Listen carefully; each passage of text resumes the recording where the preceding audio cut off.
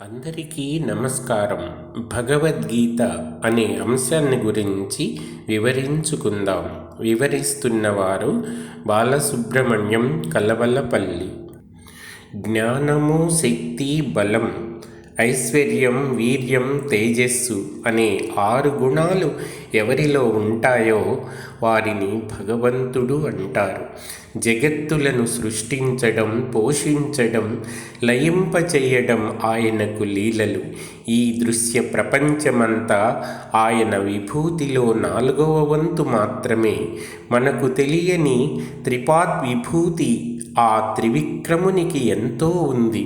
వాచామ గోచరుడు, బహుజన్మ తపఫల దర్శనీయుడు అయిన ఆ స్వామి సాధు పరిత్రాణం కోసం, అసాధు పరిమార్జనం కోసం, ధర్మ సంస్థాపనం కోసం అవసరమైనప్పుడల్లా అనేక రూపాలలో అవతరిస్తూ ఉంటాడు.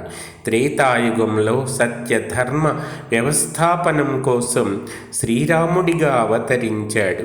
ద్వాపరయుగంలో శాంతి ప్రేమలను చాటి చెప్పడానికి శ్రీకృష్ణుడిగా అవతరించాడు.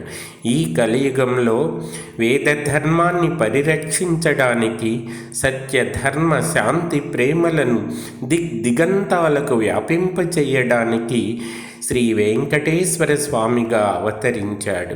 ద్వాపరంలో శ్రీకృష్ణుడిగా అవతరించిన భగవానుడు ఆత్మతత్వాన్ని, సాధన మార్గాలను అందరికీ ఆనందంగా అందించాడు.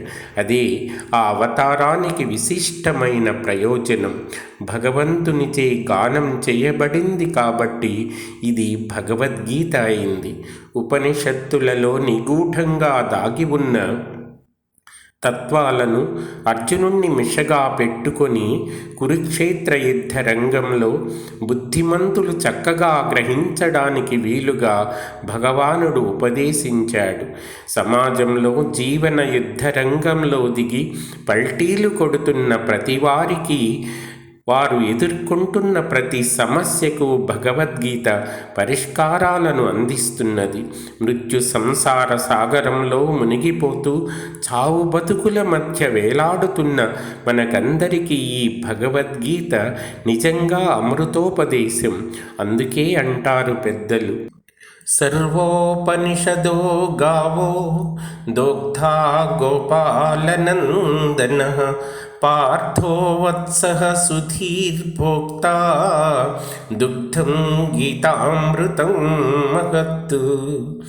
ఉపనిషత్తులు, భగవద్గీత, బ్రహ్మసూత్రాలు ఈ మూడింటిని ప్రస్థానత్రయం అంటారు. అందులో మధ్యమ మణిస్థానాన్ని ఆక్రమించుకున్న మహోత్కృష్ట గ్రంథం భగవద్గీత. బ్రహ్మసూత్రాల కంటే తరువాత సంకలనం చేయబడిన భగవంతుడు గానం చేసింది కావడం వల్ల అద్వితీయమైన ద్వితీయ స్థానాన్ని ఆక్రమించుకున్నది. భారత జాతి జీవనానికి, సంస్కృతికి, ఆధ్యాత్మిక భావనలకు సమన్వయపూర్వకంగా చక్కని రూపకల్పన చేసి అపారమైన వాంగ్మయాన్ని అందించి అజరామరమైన ప్రతిష్టనందుకున్నవాడు కృష్ణద్వైపాయనుడైన వేదవ్యాసుడు. మానవ జాతికి తత్వహిత పురుషార్థాలను వ్యవస్థితంగా అందిస్తున్న వ్యాస సాహితీ త్యాగమధురం, పరమ పవిత్రమైన ఒక అద్యాహుతి. ఇది ఈ సనాతన ధర్మ జీవన జ్యోతిని చిరంజీవా అని ఆశీర్వదిస్తున్నదని మనం భావించాలి. అర్జునుణ్ణి ఒక వ్యాజంగా అడ్డం పెట్టుకొని భగవానుడు శ్రీకృష్ణ అవతారంలో మానవులందరినీ ఉద్ధరించడానికి అందించిన మహోపదేశం భగవద్గీత. ఇది వ్యాస మహర్షి అనుగ్రహంతో మనకందించిన మహాభారతం భీష్మ పర్వంలో అమర్చబడి ఉంది. భగవద్గీతను తనలో ఇముడ్చుకున్న మహాభారతం సకల జగాలను తనలో ఇముడ్చుకున్న జగన్నాథునిలాగా భాసిస్తూ ఉన్నది.